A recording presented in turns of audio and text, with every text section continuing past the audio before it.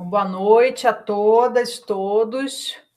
Queria agradecer muito a presença da banca aqui na defesa do TCC da Sabrina. Então, vamos dar início à sessão da defesa da monografia da Sabrina Mara Rodrigues, que tem como título Francisca Senhorinha da Mota Diniz e Berta Lutz, Sufragismo e Emprego Femininos no Brasil entre o final do século XIX e início do século XX. Professor Fernando, professora Yasmin, muito obrigada. Sabrina, você tem 20 minutos para fazer a sua apresentação, até 20 minutos, aí depois eu vou passar a palavra para os membros da banca fazerem seus comentários, a sua arguição, aí eles falam, aí você toma nota, e depois eu volto a passar a palavra para você e responde tudo ao final, tá bom? Ok. Boa noite, gostaria primeiro de agradecer o tempo de todos aqui, principalmente aos professores da banca. A pesquisa que eu apresento aqui tem a intenção de analisar o movimento sufragista brasileiro por meio das trajetórias de figuras centrais, como a Francisca Senhorinha e a Berta Lutz, e relacionar com o cenário do mercado de trabalho brasileiro no período anterior e posterior à conquista do sufrágio feminino, que ocorreu em 1932, então, ao final do século XIX e início do século XX. Trazendo aqui um pouco do roteiro da apresentação, iniciamos ali pela questão e objetivo que orientou a pesquisa, o referencial teórico abordado, a metodologia abordada, partindo para a análise bibliográfica, levantamento bibliográfico da trajetória e o discurso da Francisca Senhorinha, para a trajetória e discurso da Berta Lutz e contextualizando dentro do cenário de mercado de trabalho brasileiro, principalmente na primeira metade do século XX, como um pano de fundo, e as considerações finais.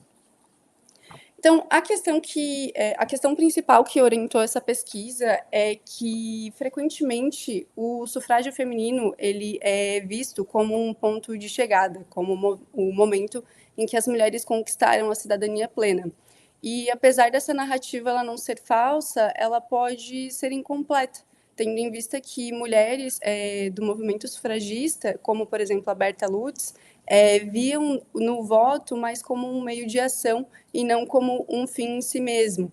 Então, ela tinha um objetivo muito mais amplo, que seria a emancipação econômica feminina.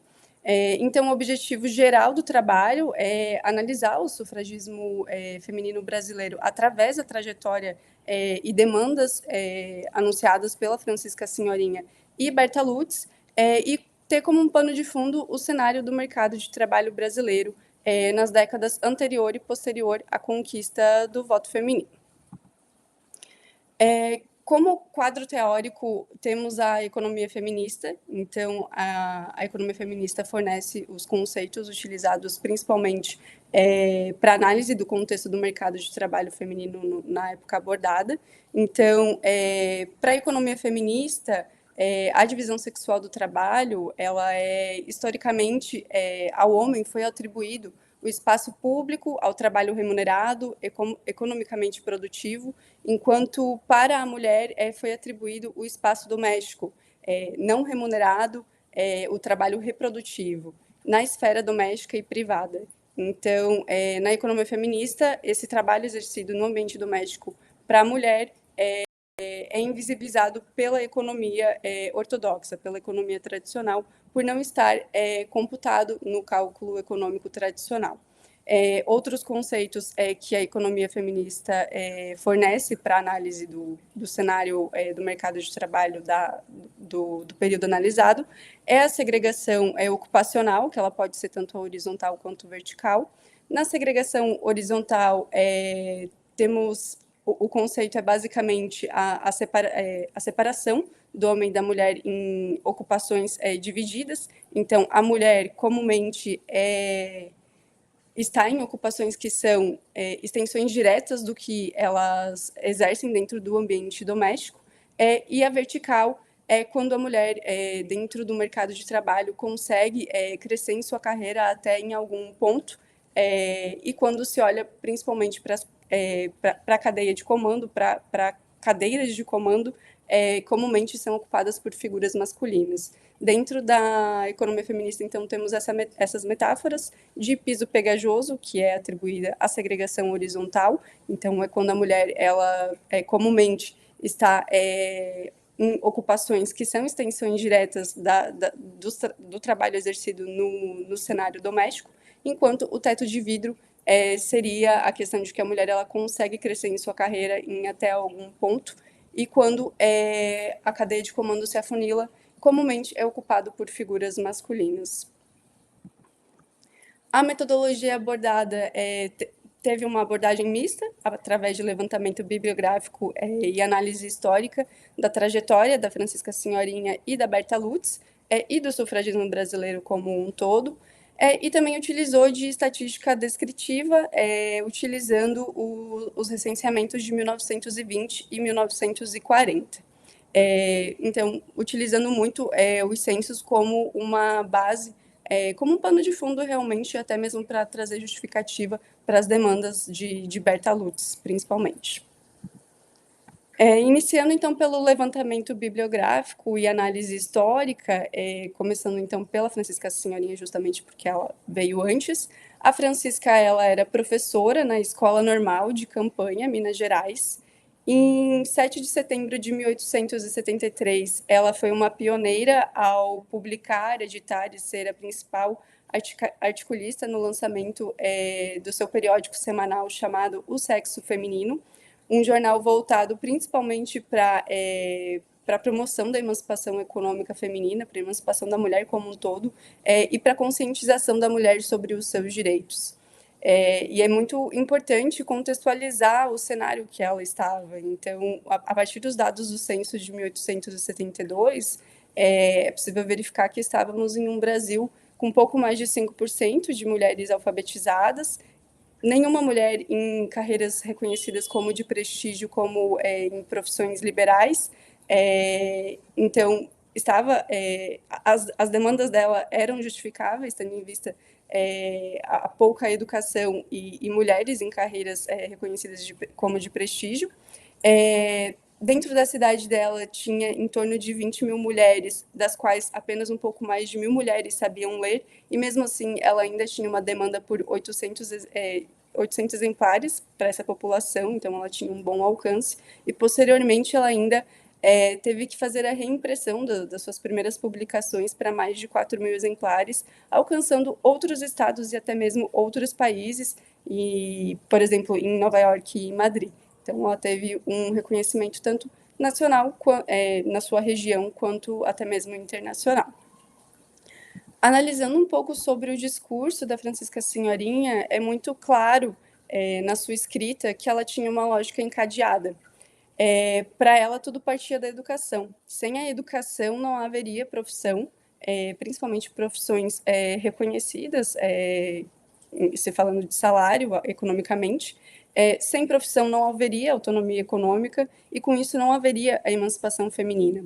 E para ela promover esse discurso, ela utilizava de uma estratégia que é de mãe educadora.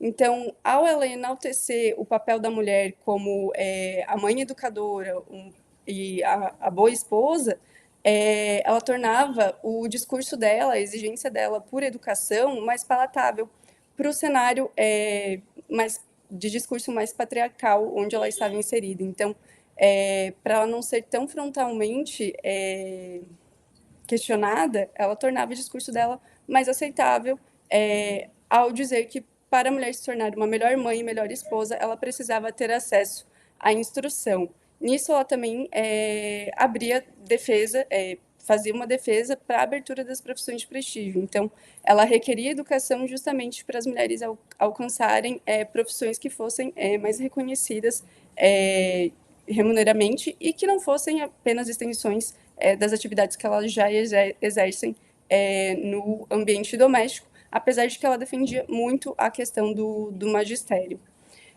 A Francisca Senhorinha ela chegou a ver a formalização do acesso ao ensino superior em 1879, 6 anos após a publicação do seu primeiro jornal, mas ela não parou por aí, apesar de ter tido essa formalização do acesso ao ensino superior, Ainda havia ressalvas, por exemplo, ter a necessidade da autorização de uma figura masculina.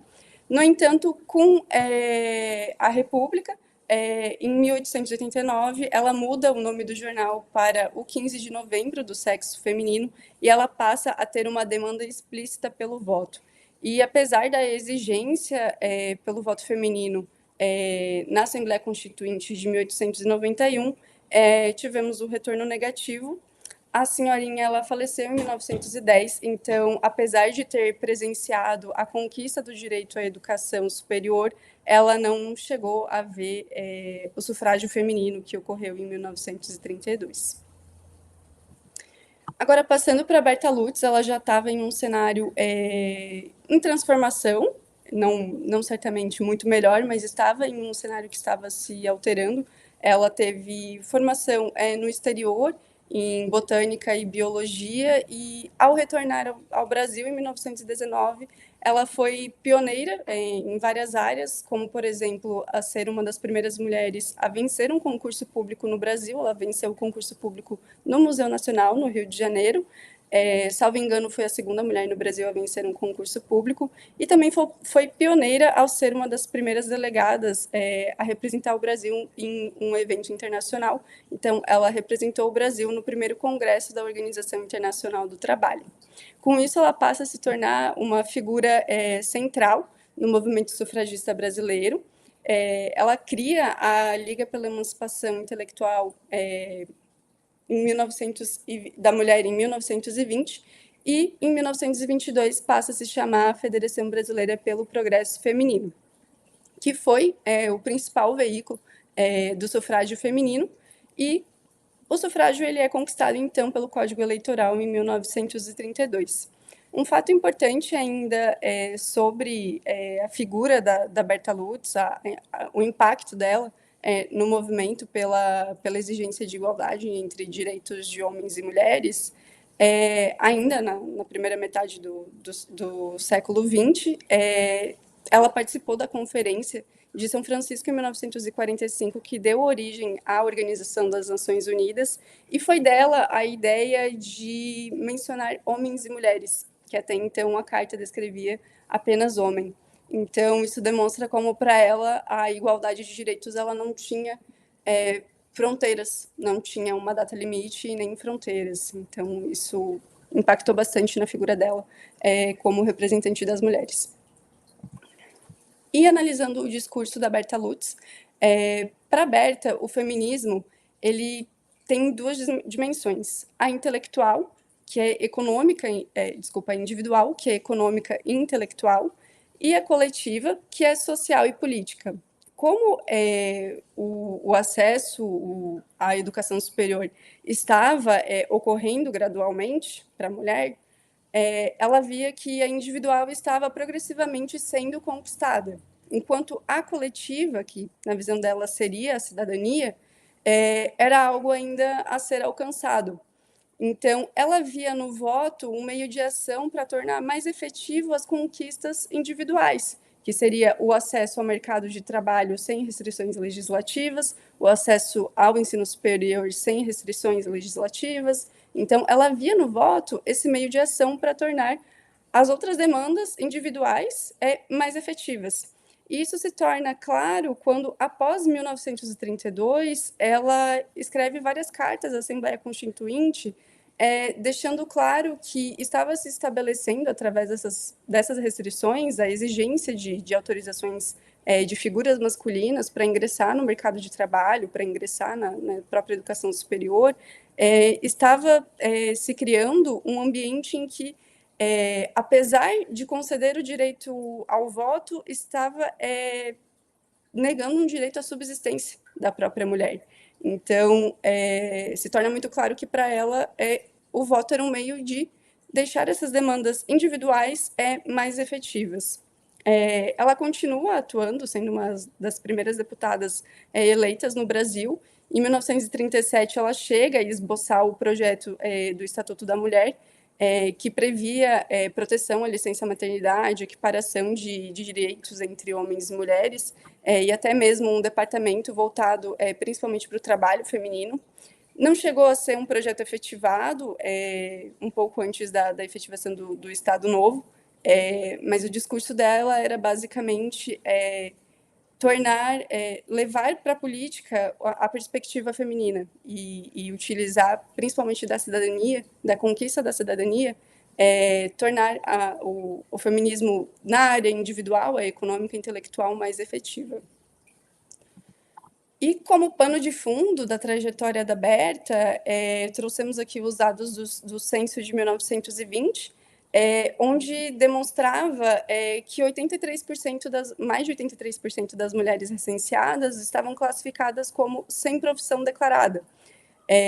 Aqui cabe muito a análise da economia feminista no sentido da invisibilidade do trabalho reprodutivo, tendo em vista que nestes 83% de mulheres provavelmente estavam as donas de casa, então o trabalho doméstico ele não era reconhecido como uma produção econômica pela economia tradicional, então essas mulheres eram invisíveis do ponto de vista econômico.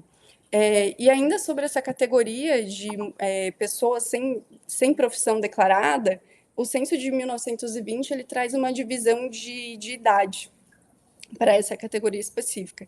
Então, pessoas de 15 a 20 anos e pessoas de 21 e mais anos, né? Nessa classificação havia em torno de um pouco mais de 1 milhão de homens, das quais 80% estavam na idade de escolarização, de 15 a 20 anos, e quase desapareciam a partir da idade adulta, que é quando eles partiam para o mercado de trabalho. E quando olhamos para as mulheres, onde havia 7 vezes mais pessoas, então mais de 7 milhões de mulheres, esse cenário ele se inverte, onde apenas 26% dessas mulheres estavam na idade de escolarização, sem profissão declarada, mas quando elas iam para a idade adulta, é que elas se qualificavam como sem profissão declarada. Então, era quando elas se tornavam adultas que elas se tornavam invisíveis economicamente. Isso talvez esteja atrelado ao Código Civil de 1916, que destituía a mulher de alguma autonomia econômica ao depender da autorização do seu marido para ingressar no mercado de trabalho. Então, esse dado ele torna isso talvez mais claro. E também analisando o mercado de trabalho de 1940, 8 anos após o sufrágio, que talvez justifique o discurso da Berta por continuar deliberando sobre o direito feminino à subsistência, ainda havia a categorização de 74%, de 73% de mulheres na categoria de domésticas, de atividades domésticas e escolares. E dentro dessa categoria, 63% estavam como donas de casa, então, donas de casa não remuneradas. Então, economicamente, 63% do total de mulheres eram invisíveis na economia. As mulheres elas vinham já crescendo dentro das profissões de forma muito limitada, por exemplo, em advocacia, 220 mulheres contra 9 mil homens, engenharia, 149 mulheres contra 4 mil homens, e havia a exceção do magistério, que acaba sendo uma própria extensão de uma atividade exercida dentro do ambiente doméstico, o cuidado, o ensino, e aqui cabe a segregação horizontal, o piso pegajoso, e algo talvez já esperado pelo próprio discurso da Francisca Senhorinha, e talvez aqui caiba também uma armadilha da complementaridade, né? Porque o discurso da senhorinha ela não exigia a igualdade, a equiparação de direito à educação ou à profissão, mas talvez aqui caiba a armadilha de complementar, da complementaridade, tendo em vista que ela discursava de uma forma a reforçar a posição da mulher como mãe e esposa. E aqui apenas um gráfico para tornar isso mais visível, é a distribuição de todas as mulheres recenseadas em 1940 e as suas ocupações. Então, 73% das mulheres estavam concentradas nas atividades domésticas e escolares, das quais 63% eram donas de casa não remuneradas. É um pouco difícil fazer um comparativo entre os censos de 1920 e 1940, tendo em vista que eles não têm a mesma estrutura e metodologia. Então, é perigoso fazer algum comparativo e tirar alguma conclusão sobre esse comparativo. Todos os ramos registraram algum avanço entre 1920 e 1940 na questão da ocupação da mulher, e tem um destaque que a administração pública ela quase triplicou em quantidade, em ocupação da mulher dentro dessa categoria. É um avanço que não tem muita explicação, porque não é uma extensão da função doméstica, então, a partir da economia feminista, isso não tem uma explicação.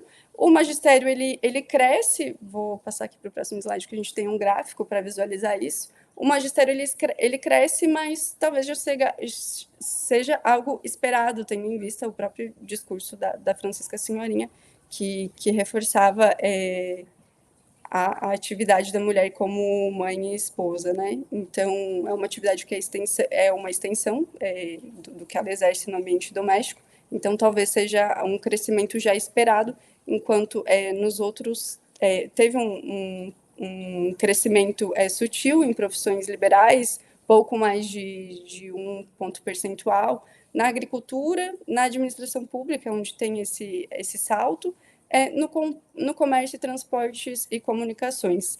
Aqui não entra indústria justamente porque tem essa ressalva metodológica de os recenseamentos não terem a mesma estrutura. Então, o trabalho ele tem algumas limitações, principalmente essa questão da estrutura dos censos, não dá para a gente tirar uma conclusão objetiva do comparativo entre os censos. Certamente tem algum viés de classe, principalmente tendo em vista as figuras aqui analisadas. Senhorinha era uma mulher no Brasil Imperial que já exercia o magistério, e Luth chegou a ter a sua formação no exterior, então elas já estavam em uma classe benquista, então pode ser que tenha algum viés de classe nas figuras analisadas, as ressalvas metodológicas dos censos analisados, não dá para a gente tirar uma conclusão. Em uma agenda futura, talvez um recorte racial permita ver as mulheres mais afetadas, né? E talvez uma extensão dos censos ao de 1872 e talvez futuros permita trazer um comparativo mais significativo.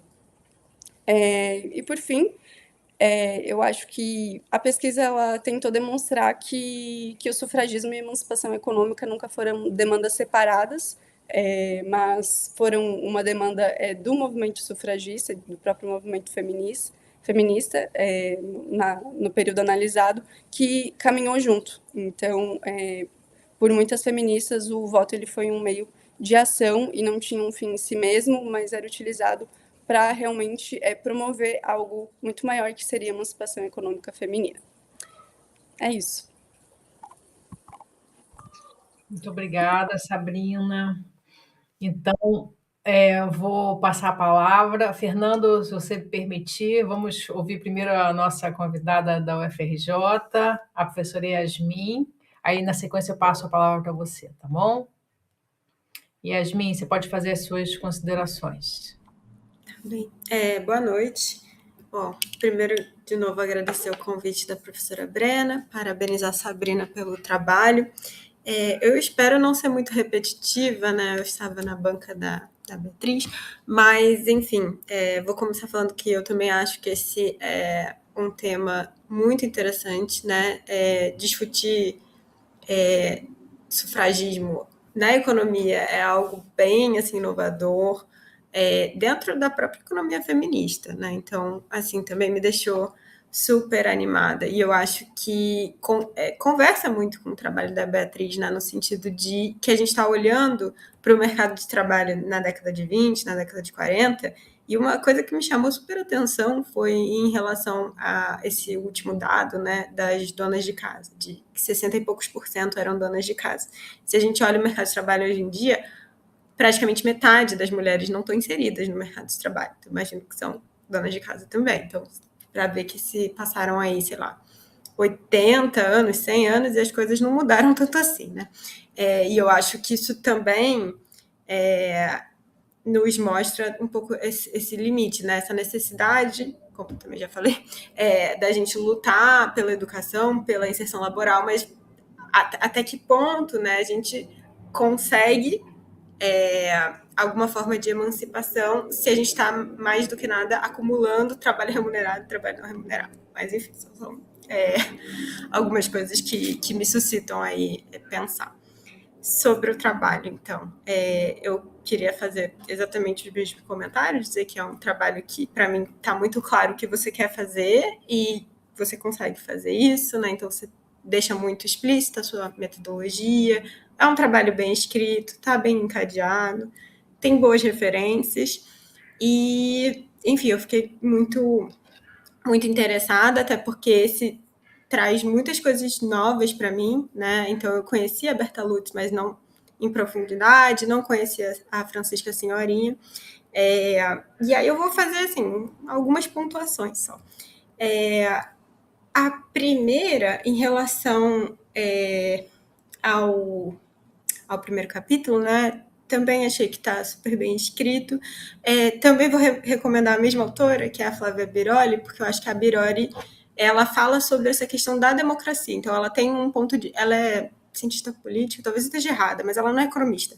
Então, ela está preocupada em entender a divisão sexual do trabalho, a questão da democracia, os papéis sociais de gênero. Então, eu acho que conversa muito com o que você está falando. Então, fica de recomendação.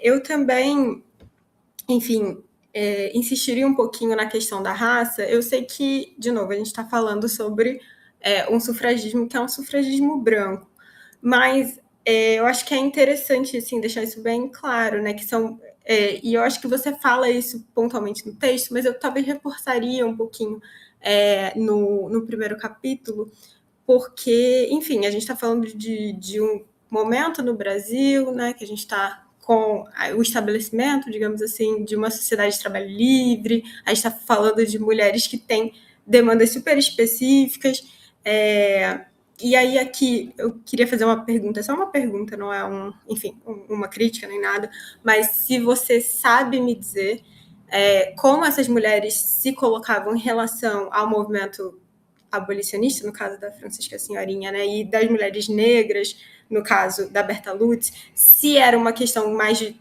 não ver ou se era de propositalmente se distanciar para poder ser mais aceita nesses meios masculinos, porque me lembrou outro livro, mas esse não é acadêmico, né? É um livro chamado Feminismo Branco, em que uma autora americana, que não tem nada a ver com o nosso debate, mas vai tentar entender o movimento sufragista nos Estados Unidos e na Inglaterra, que eu acho que a Inglaterra sendo até a principal referência que a gente tem, né? E ela vai demonstrando como essas mulheres iam meio que se apropriando do movimento abolicionista, mas, ao mesmo tempo, de uma maneira, assim, muito quase cínica, né? Para, enfim, fazer meio que uma comparação entre a libertação das mulheres e das pessoas escravizadas, mas se colocando ali bem acima. Enfim, então era só uma pergunta, se você sabe como que isso se dava. Mas eu enfatizaria um pouquinho a questão da raça, né? Eu acho que tem várias autoras, enfim, várias autoras que são até muito críticas, né? Então a Lélia, por exemplo, a Lélia Gonzalez é super crítica do movimento da própria Berta Lutz. Mas não que isso, né, é claro, não exclui a importância dessas mulheres, não é isso que eu estou dizendo. Bom, enfim, que eu ia comentar além disso. Eu ia fazer esse comentário também em relação aos dados de educação, mas eu imagino que seja a mesma questão da Beatriz, mas deixa a pergunta, né? Enfim, eu acho que seriam dados interessantes, mas posso imaginar que também talvez não estejam tão disponíveis, né? Mas justamente como a gente está pensando no sufragismo, no acesso à educação, talvez fosse interessante ter esses dados.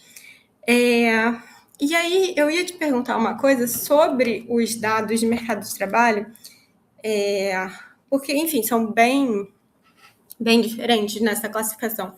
E aí, quando eu vi o dado sobre trabalho doméstico remunerado, do total estaria 3,3%, eu acho, e eu só fiquei numa dúvida se seria 3,3%, incluindo esses 80 e tantos por cento de pessoas que têm sem profissão, ou excluindo, porque me pareceu um dado bem pequeno para um trabalho que é muito relevante historicamente no Brasil. Então, eu não sei se eu, enfim, me confundi na leitura ou alguma coisa assim, mas era realmente uma dúvida. Deixa eu ver. Bom, eu acho que era isso, assim, não tenho muitos comentários sobre o trabalho, não. Eu fiquei bem satisfeita. Eu achei que você fez, enfim, um trabalho muito bom, muito bem encadeado, fez uma discussão muito clara, assim, dos conceitos da economia feminista, então, do teto de vidro, da segregação horizontal e vertical. Eram mais só algumas pontuações, mas era isso. Parabéns. Obrigada, Yasmin. Vou passar a palavra para o Fernando, fazer os seus comentários. Pode começar, Fernando, por favor. Olá, então eu gostaria primeiro de cumprimentar todo mundo que está aqui nos assistindo, a banca. Agradecer outra vez pelo convite, eu fiquei muito feliz com o convite, com a leitura desse trabalho. Aprendi bastante também lendo o seu trabalho, Sabrina. E antes de eu começar, eu só lembro assim do dia da minha defesa do TCC também. Eu sei que hoje é um dia inesquecível, né? E é um dia muito especial também. Então, eu espero que você se orgulhe bastante desse trabalho, depois celebre, porque é um dia que a gente vai lembrar para sempre, né? O dia da defesa do nosso TCC. Mas, enfim, eu passei agora aqui para uma outra tela, porque eu preparei um documento com a minha fala. Conforme eu fui lendo o texto, eu achei melhor eu ir escrevendo. E aí eu acho que a leitura desse texto aqui vai ser mais linear e tal, então eu vou acompanhar aqui as minhas sugestões, né, e observações para o seu trabalho a partir desse texto que eu escrevi. Então eu não consigo mais ver vocês agora, então qualquer coisa eu peço que, por favor, me avisem por áudio. Bem, então logo de início, né, eu devo parabenizá-la, não apenas pelo tema do seu trabalho, Sabrina, em si, mas também por conta da importância da realização das pesquisas com as perspectivas de gênero, né? Nos mais diversos campos, assim como eu também parabenizo pela escrita do seu trabalho. Eu achei que o seu texto ele é bastante linear. Quem lê consegue acompanhar a lógica, né, de quem parece que está escrevendo uma história, assim. Embora a gente esteja falando desse gênero textual que é a monografia, né, o TCC, o seu texto ele é bem escrito nessa forma como se você estivesse realmente contando uma história também, né?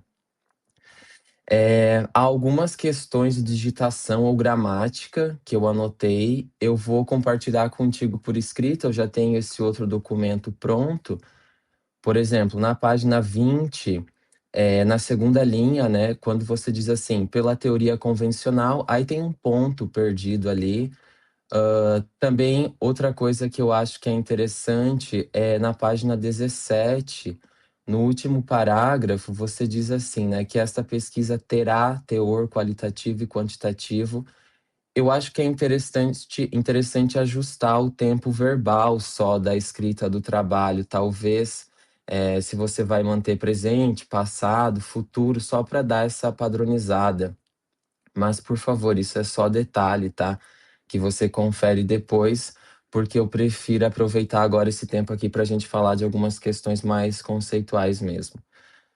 Bem, então, logo na introdução do seu trabalho, você menciona a lógica binária, né? Algo que é muito apontado pelo feminismo como uma forma da construção da nossa sociedade mesmo, né?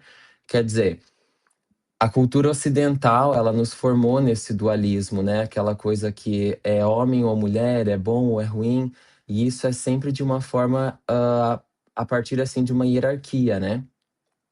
E eu achei muito interessante que você já começa mencionando isso também na sua introdução, porque me mostra o seu posicionamento de mostrar as coisas, né, e falar das coisas que precisam ser ditas.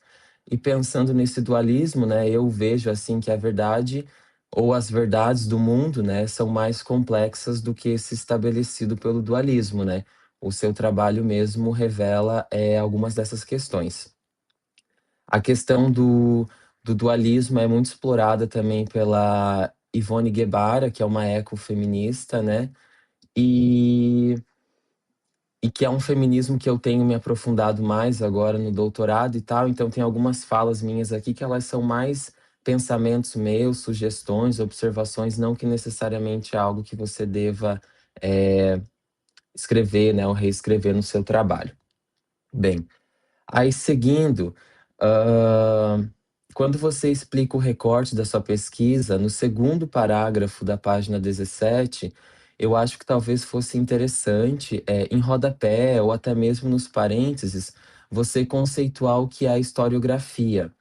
Não apenas para os leitores saberem o que é lendo o seu trabalho, né? A gente saber o que é a historiografia, mas também porque eu acho que a historiografia ela permite você trazer as perspectivas críticas, né? Que é basicamente o que você já faz na sequência, quando você localiza a primeira onda do feminismo e tudo mais. Então eu acho que talvez um conceito ou uma menção da historiografia deixaria esse trecho ainda mais completo.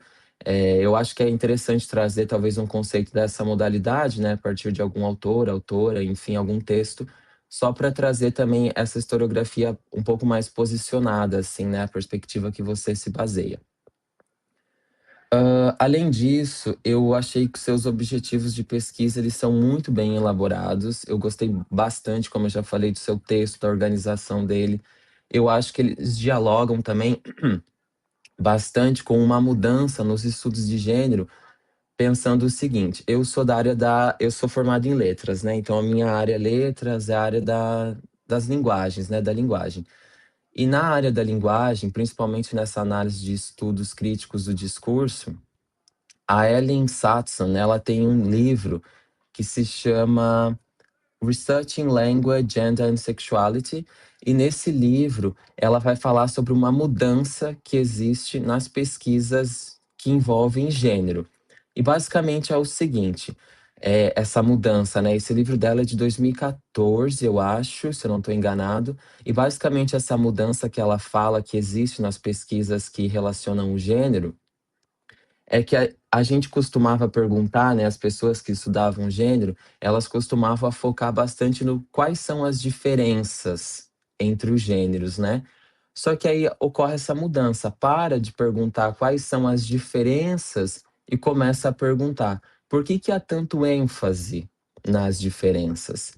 Então a gente muda, né? A gente passa a focar, o foco ele vira para essa compreensão das ideologias em volta das questões de gênero, de onde que elas vêm e por que que elas persistem, né? Mais do que as diferenças em si. E aí eu digo isso porque enquanto eu li o seu trabalho, eu percebi que a elaboração das suas perguntas, eu percebi que o texto do seu trabalho ele já está dentro dessa mudança que ela fala. Eu senti que as suas perguntas elas são bastante pontuais e bastante interessantes para os estudos, né? Então eu digo isso para pensar na contribuição mesmo que o seu trabalho faz.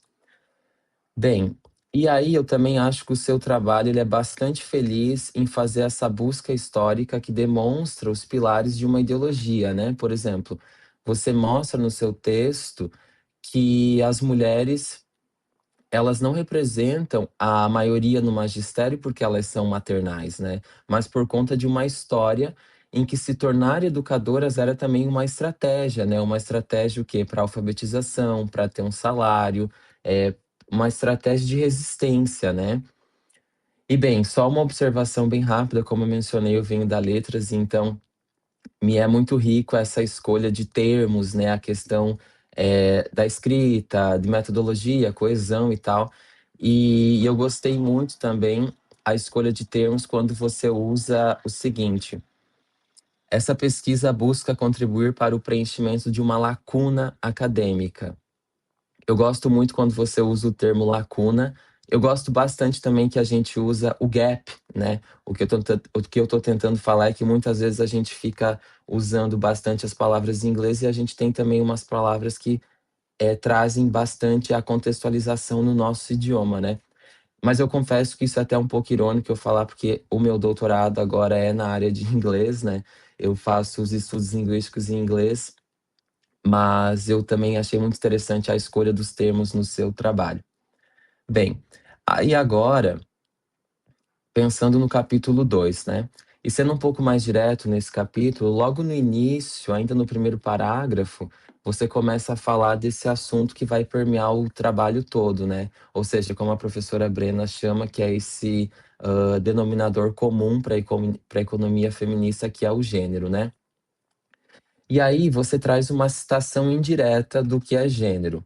Eu penso que seria interessante trazer mais um conceito ou definição, citar mais alguma autora ou alguma obra dentro do conceito gênero, né? Por dois motivos. Eu acho que vai fortalecer o seu argumento e dar um pouco mais de texto em cima desse termo, mas ainda mais importante, eu acho que para o texto ter um pouco mais de você, eu sentiria que você poderia se mostrar um pouco mais. Você não precisa me responder, mas, por exemplo, assim, um feminismo que você se identifica, ou o feminismo que você acha que guiou mais a costura desse texto. Porque o que que eu penso? Os textos, eles não são neutros, né? E mesmo que a gente esteja falando de um TCC, então, eu não acho que você precisa escrever, por exemplo, assim, né? Ah, nesse texto eu uso feminismo X ou Y, mas ou eu opto por tal feminismo e tal. Não é esse posicionamento, talvez, que eu fale, até porque o seu trabalho ele apresenta bastante os fatos históricos, né? Como eu falei, você conta também fatos. Então, tem esse caráter de contar, mas eu acho que um outro conceito de gênero, a partir de alguma intelectual, alguma pesquisadora, enfim, que você goste, né, que você aprecie a literatura, seria também interessante para a gente pensar um pouco mais a Sabrina, né, a autora desse trabalho, como que ela foi pensando esse trabalho a partir de um feminismo que ela também se coloca, né? Bem, e aí depois, quem sabe, se você, quando você fizer um artigo, né, desse seu trabalho, é, até o conceito de gênero que você usar nesse artigo, ele vai trazer uma problematização maior ainda, né?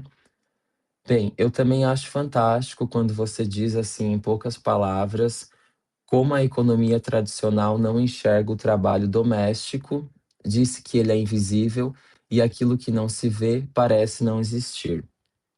Para a gente, dentro da análise de discurso, o invisível, né, isso que você diz que é invisível, que parece não existir, o invisível, ele dialoga bastante também com o silêncio, né? E o silêncio e o invisível, eles existem, né? Porque quando a gente fala algo, a gente também escolhe não falar de algo, né? E aí é o que a Annie Orlandi chama de silêncios do discurso, que diz que o silêncio ou o invisível da forma que você escreve, ele só não é, né, ouvido ou só não é visto, mas na realidade ele fala e ele faz muito também. Então aqui é só uma sugestão de talvez você conhecer o trabalho da Annie Erland sobre os silêncios discursivos dentro da análise do discurso. Aí, quando você chega na parte da divisão sexual do trabalho, você faz um começo, um meio e um fim, fica uma coesão, uma coerência ótima no seu texto. E eu gosto bastante, né, que você inicia, você fala a partir da constituição do capitalismo, chegando até a diferença de poder entre homens e mulheres. Essa palavrinha poder, né, ela é bem gigante para a discussão, não vou entrar a fundo, mas basicamente o poder, a forma que eu trabalho com o conceito de poder é a partir de uma perspectiva da análise crítica do discurso, né, do Fairclough, que que diz que o poder ele não é imposto à força, né? Na realidade, ele é de dentro para fora. Se naturaliza, né, a ideia, por exemplo, pensando no seu trabalho, né, algo que você falou. A gente naturaliza a ideia de que a mulher é maternal e isso se torna o normal, né? Então você vê que às vezes a violência nem sempre ela vai ser dessa forma, a força, né? E, bem, e ainda na página 21, agora que eu tô falando aqui é na página 21, o que eu falei sobre o conceito de gênero agora, né, de trazer um pouco mais e tudo mais, você fez com a divisão sexual do trabalho, né, porque na parte que você fala da divisão sexual do trabalho, você usa algumas obras, né, para apontar esse fenômeno, você usa mais de uma autoria, por exemplo, né? E eu achei que isso ficou muito bom.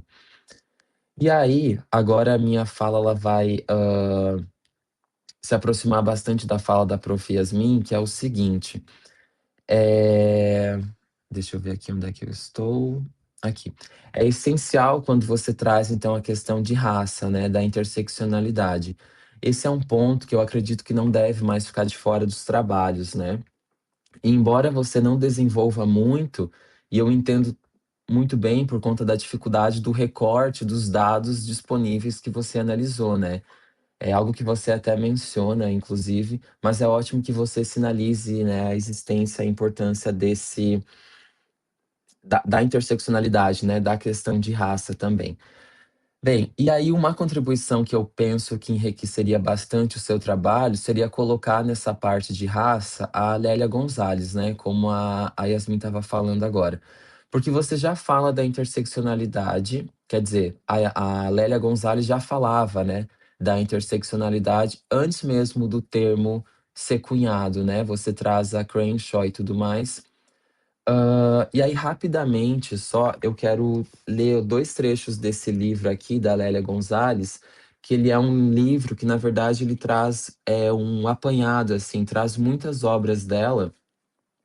E aí tem 2 trechos aqui, eu menciono esses textos também no documento que eu vou enviar para você, mas tem um momento que ela diz o seguinte, olha só. Pensando na questão da interseccionalidade, né, que você apresentou a partir da Crenshaw e tudo mais, mas aí para pensar ainda mais aqui no conceito Brasil, que é o que você fala, tem um momento que a Lélia Gonzalez diz o seguinte nesse texto aqui. O nome desse texto é a mulher negra na sociedade brasileira, uma abordagem político-econômica.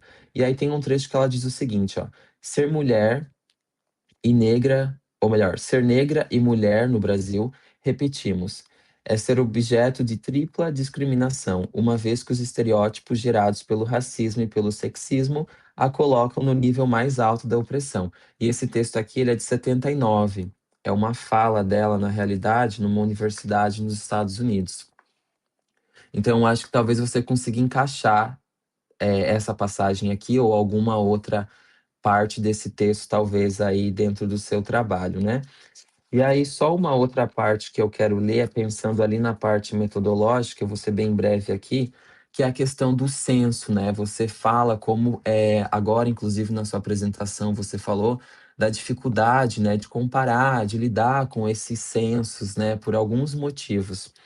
E aí, embora a Lélia, esse texto que eu vou ler agora, ele esteja falando de censo de outros anos, eu acho que essa dificuldade em comum, ela existe, e talvez isso aqui também é algo que você possa usar no seu trabalho.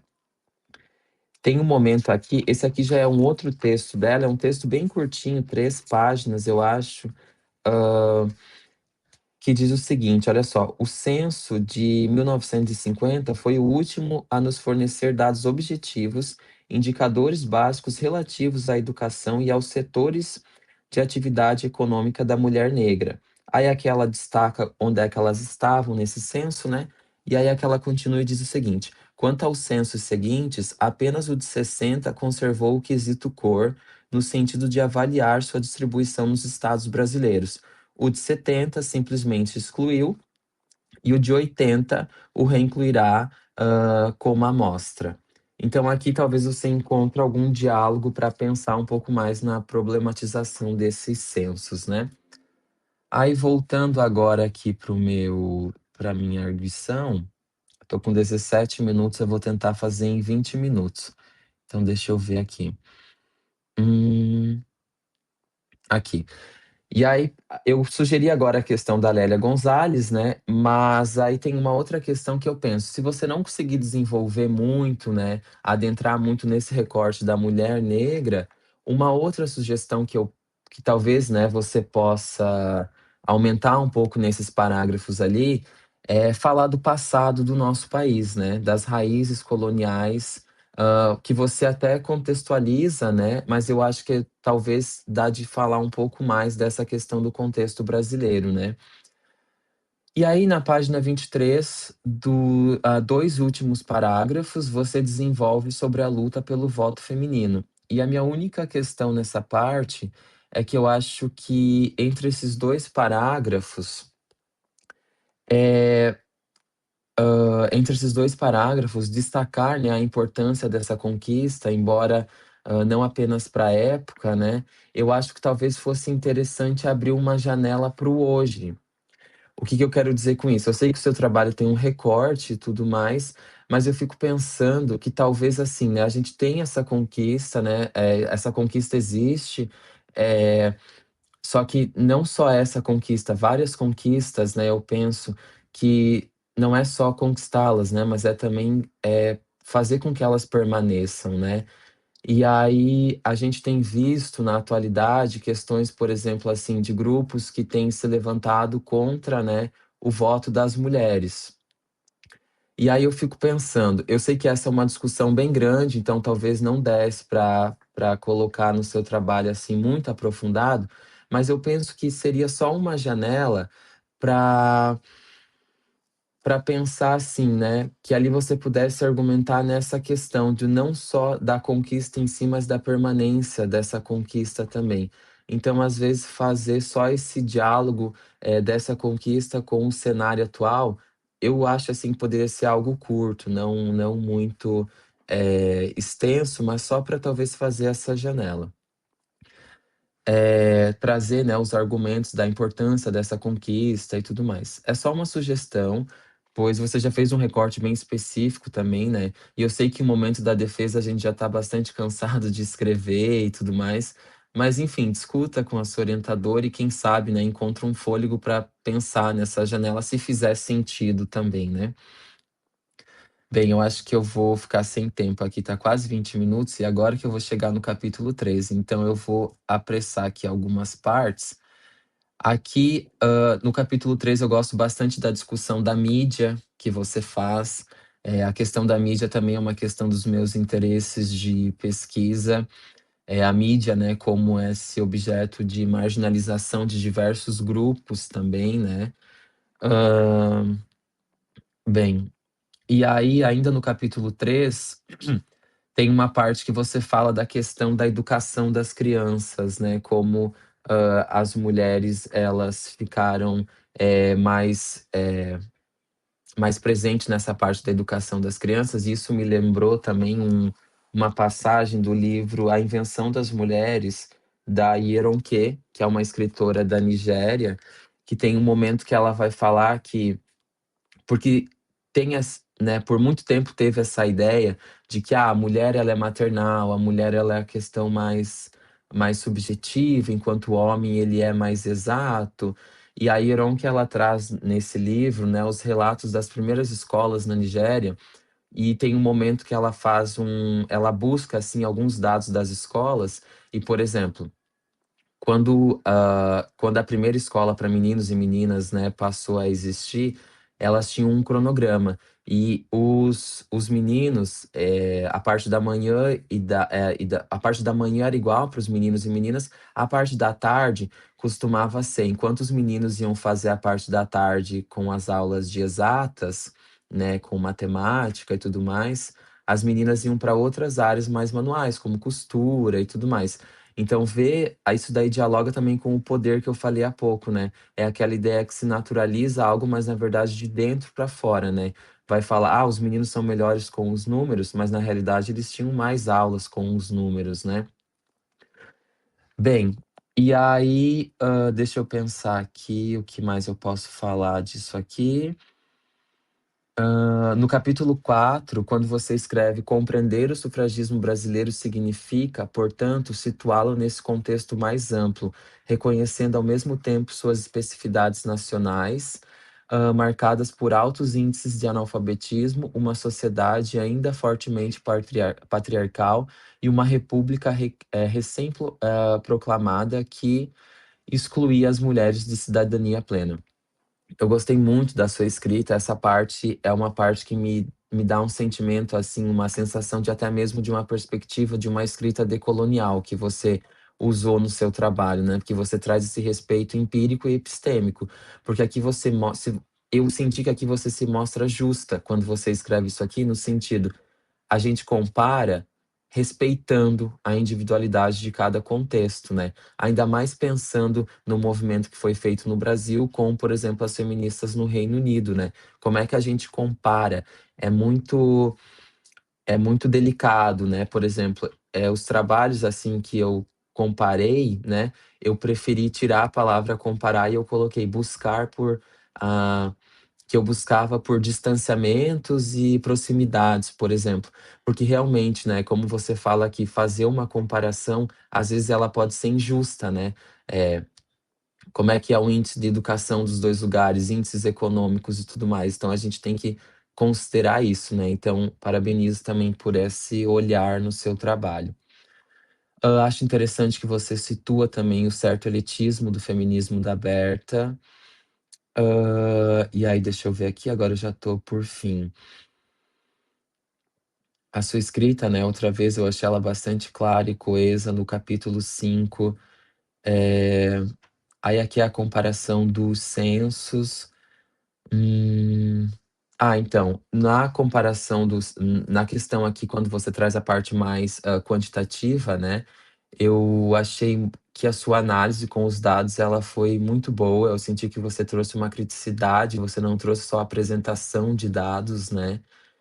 E Bem, aí na página 49, no início, quando você fala da mãe educadora, né, o magistério quase como que a única carreira e tudo mais, eu refleti um pouco também que hoje, quando a gente fala em magistério, a gente associa a docência, né, logo a universidade e as suas licenciaturas, né, pedagogia, letras, enfim.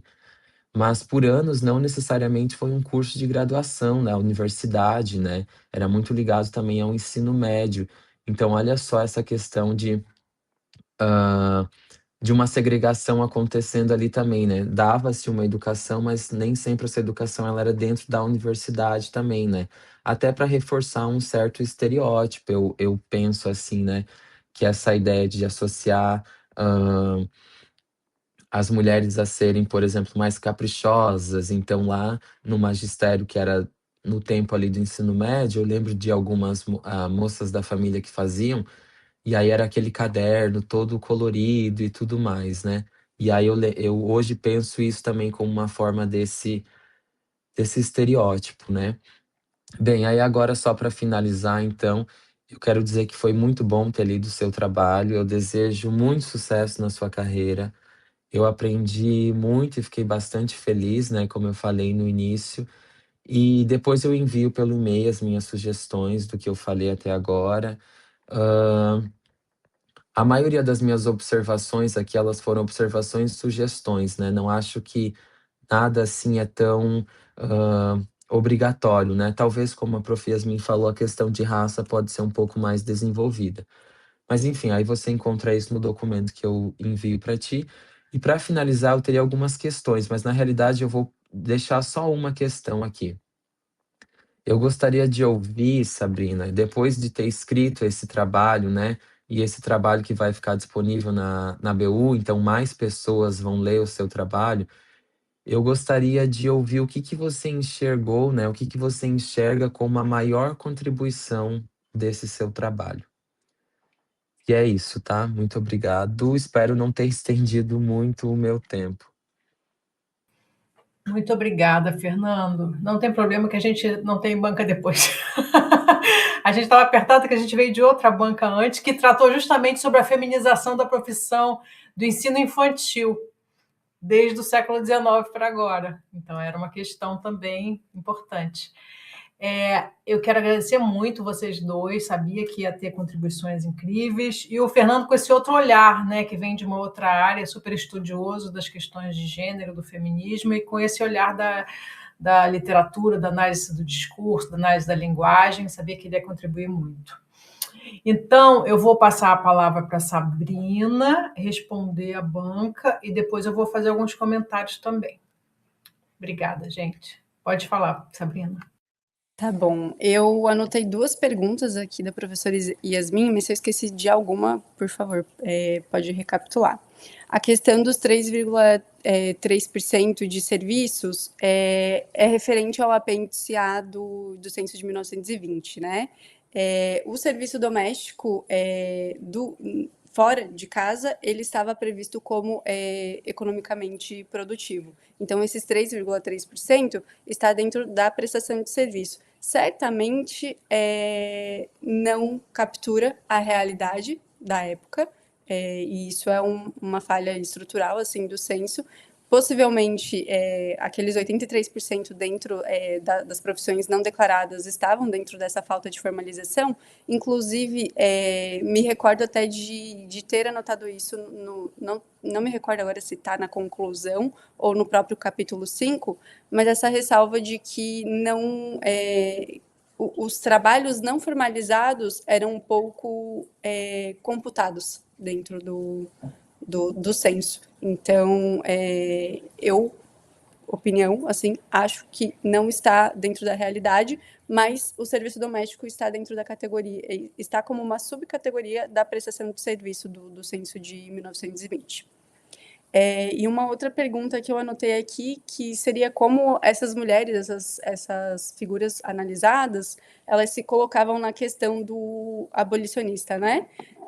Da Berta, eu confesso que não me recordo de ter visto nenhum discurso dela nesse sentido, até porque a Berta ela veio em um Brasil já com a questão já resolvida, né?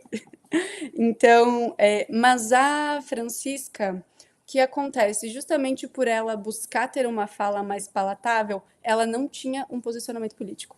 Então, para ela se tornar mais aceita no cenário que ela estava, para ela poder tentar tornar as mulheres mais conscientes dos seus direitos, ela não tomava um posicionamento político, pelo menos até 1988. Isso, com a mudança do jornal para o 15 de novembro do sexo feminino, se altera na questão da exigência pelo voto, então ela começa a tomar um certo partido nesse sentido, mas a questão abolicionista, ela não encontrei entre os jornais que tem disponível no Arquivo Nacional algo nesse sentido, porque ela não buscava tomar partido político. Acho que eu trouxe isso para o texto, de que ela buscava ter essa neutralidade política. Então, ela realmente fala... não me lembro agora qual palavra ela utilizou, mas aqui não buscamos ter um posicionamento político, não é um jornal político. Então, ela não levantava essa questão, justamente para se tornar mais aceita pelos leitores. Yasmin, respondi. Faltou alguma questão assim? Eu anotei aqui essa questão de raça. Eu confesso que eu gostaria de ter abordado mais, mas eu tentei me restringir muito ao período. Por exemplo, a Berta, ela teve 1001 fatos curiosos e conquistas com as quais ela contribuiu, mas eu tentei muito me restringir até os anos 50 para não estender mais, para não fugir do objetivo. E por isso eu busco deixar como uma sugestão para agenda futura, talvez complementar. Acho que sim, enriqueceria muito mais o texto. E também me peguei muito no sentido de eu não tenho dados para falar disso. Então, o mercado, eu busquei os dados do mercado de trabalho justamente para ter uma justificativa para o discurso dessas mulheres. A questão de raça, eu não tinha no discurso delas, vamos começar por aí, né? Então, não tinha essa questão, mas acho que sim, enriqueceria muito na discussão inicial do texto. O que você enxerga como a maior contribuição? Eu acho que para mim foi uma contribuição enorme. Eu me lembro de quando eu fui conversar com a professora Brena, eu olhei para ela, eu ainda não tinha estudado economia feminista, faz em torno de uns 2 anos, 1 ano e meio.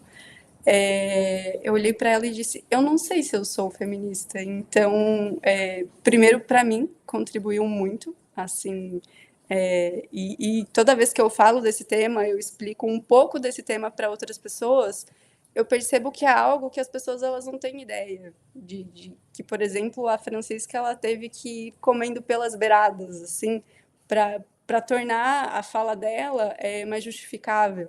Então, a gente não tem noção do papel dessas mulheres e do quanto elas tiveram, talvez, que se contrair para não assustar, né? Então, acho que, primeiro, para mim, foi uma contribuição muito boa para mim, pessoalmente. Academicamente, eu posso dizer que eu me encontrei, então, eu já estava indo para o final do curso, assim, para os últimos 2 anos do curso, sem ter um gosto pela economia, e eu acho que isso me trouxe um norte muito, muito claro. Então, agradeço muito a professora Brena, assim como outras professoras do corpo docente por conta disso. Mas eu acho que a questão de quando a gente até assim conversa com outros colegas, quando a gente fala o voto feminino, a gente pensa no movimento sufragista como se fosse o fim dele, a conquista do voto, quando para as mulheres que estavam à frente não era esse o fim, era algo muito maior. Então, acredito que trazer essa visão de forma... Eu espero ter trazido essa visão de forma mais clara, né? Acho que... Não sei se eu consegui responder, mas acho que seria isso. Se tiverem mais algum ponto. E o Fernando? Bem, agradeço também a sua resposta. O que você falou agora, né, disso de como ela foi assim comendo pelas beiradas, né, é algo que a gente faz bastante, é algo que a gente diz hoje em dia, né, por exemplo, o agir pelas brechas, né. Então, às vezes a gente tem que trabalhar alguns assuntos, aí como que a gente vai fazer sem que isso se torne aquela grande questão, a gente vai encontrar muitas vezes um amparo também, pela Constituição, né, um amparo pelas questões de, no meu caso, pensando que eu venho de uma licenciatura, né, a gente vai encontrar na BNCC, a gente vai encontrar formas de trabalhar as questões, os direitos das mulheres, né, a partir dos direitos humanos também e tudo mais.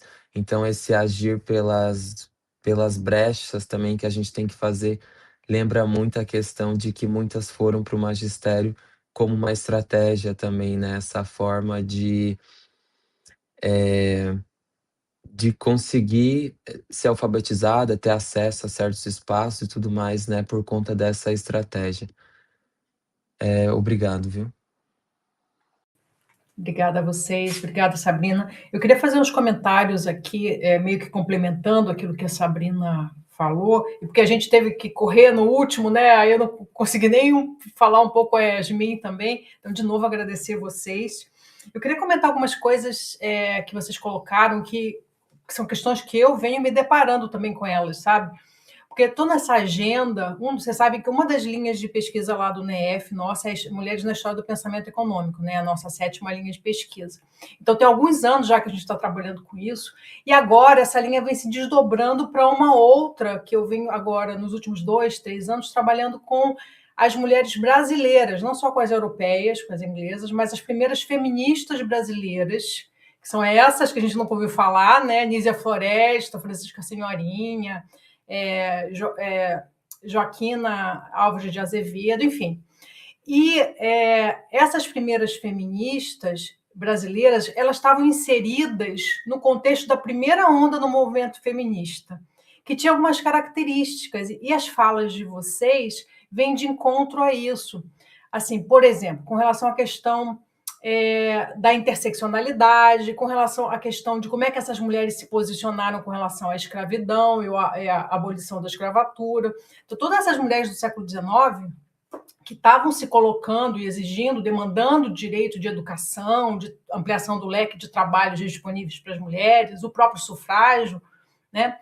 Elas estão imersas nessa primeira onda, que tinha características muito próprias. Mulheres brancas, altamente intelectualizadas e que faziam demandas em nome de uma mulher universal, né? Então, em tese, elas estariam fazendo essas demandas para todas as mulheres, mas elas não se referiam especificamente às mulheres negras, porque foi uma característica daquele momento histórico.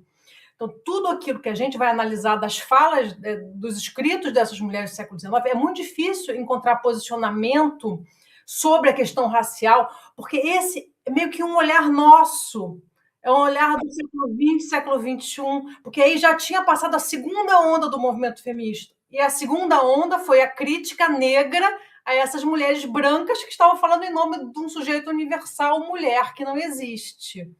Entende? Da dificuldade da gente meio que fazer uma crítica extemporânea a essas mulheres do século XIX, mas ao mesmo tempo que a gente precisa falar alguma coisa, né? Alguma coisa precisa ser dita sobre essa questão da escravatura. E é muito difícil encontrar textualmente elas se colocando nessa posição de criticar a escravidão, porque elas estavam falando outras coisas. Elas estavam meio que autobiograficamente demandando coisas para elas próprias, achando que isso seria um bem para todas as mulheres que veriam na esteira, coisa que eu acredito que também aconteceu, né? Porque quando a mulher consegue o direito de votar e ser votada, porque é uma outra questão, é a questão econômica do sufragismo, né?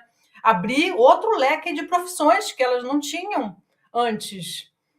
Direito de ser deputada, de ser senadora, de ser presidente da República, elas queriam isso também, esses espaços de poder e espaços econômicos e representativos também, né? Daí eu tenho visto, eu estou recebendo devolutivas de artigos, mesmo de revistas internacionais, que estão fazendo esse tipo de cobrança que vocês fizeram.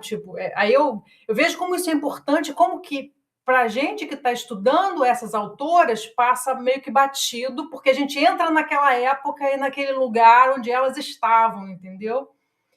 E é muito difícil também encontrar no censo dados que corroborem.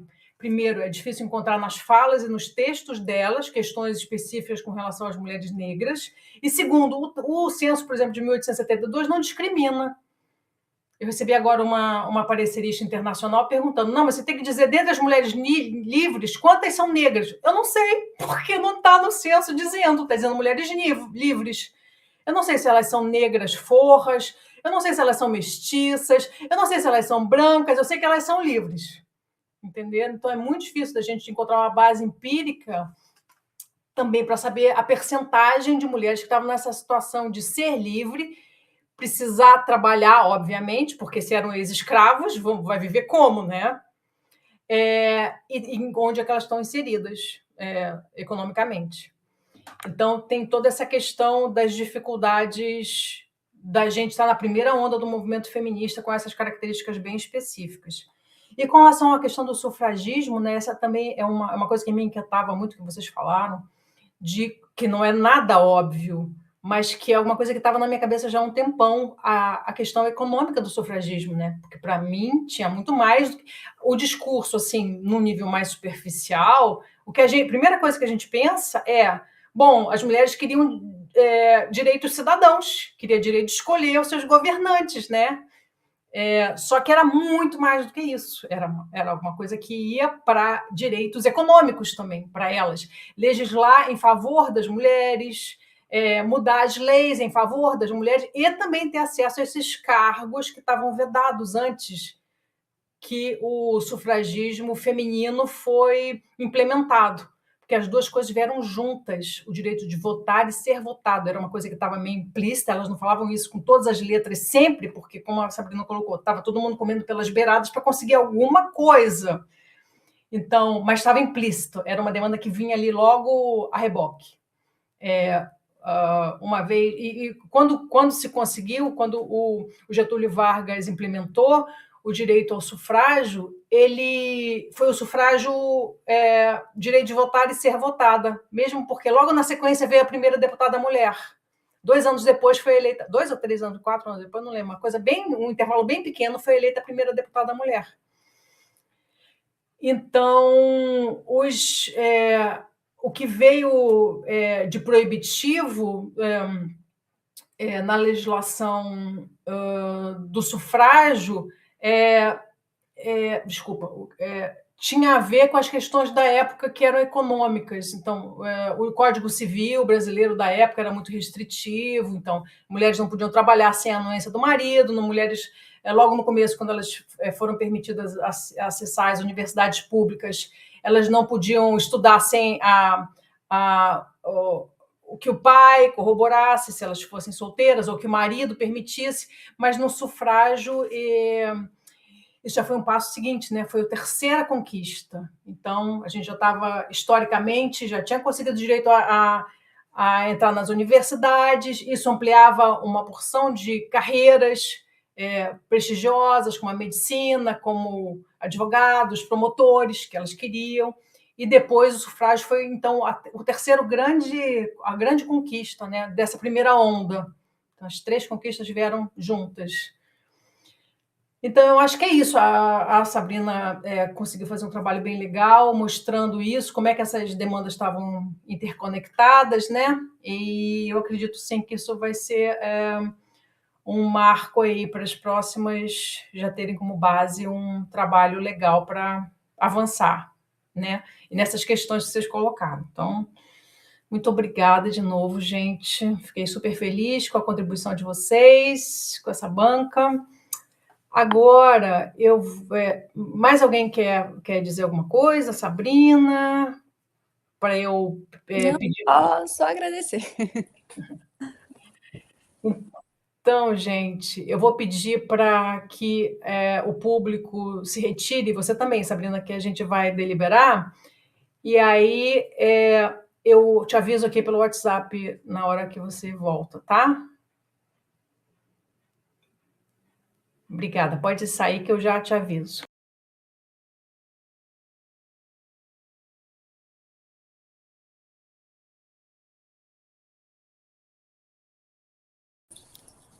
Pronto, deixa eu só voltar a gravação aqui, então, gente, para dizer, Sabrina, te dar a boa notícia, que você foi aprovada, tá? Com nota 10. Ai!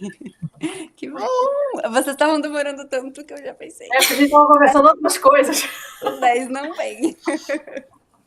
Mas que bom! Gostei muito das contribuições de vocês, concordo com muita coisa que precisa mudar, melhorar, acrescentar, então vamos aproveitar aí esses dias para tentar acrescentar o máximo de sugestões que você conseguir, tá? Para a gente mandar para a biblioteca bastante mais redondinho e para melhorar mais ainda a qualidade do teu trabalho, tá? Muito obrigada, viu, gente? A Fernanda vai te enviar o documento e a gente também, se tiver alguma dúvida, você me fala para a gente continuar se falando, tá? Até Claro. No decorrer da próxima semana eu me mantenho em contato. Isso aí. Então tá, gente, muito obrigada de novo.